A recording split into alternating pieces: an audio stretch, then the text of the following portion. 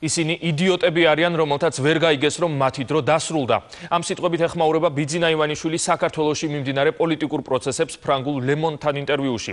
სტრასბურგიდან დაბრუნებულმა პრემიერ-მინისტრმა ევროსაბჭოში ვიზიტი შეაჯამა. სააკაშვილს არავითარი ფასი აღარ აქვს დასავლეთში. ევროსაბჭოში მიხვდნენ, რომ ჩვენ დემოკრატები ვართ. დრო იყო საჭირო იმისთვის, რომ ჩვენი ნამდვილი სახე დაენახათ.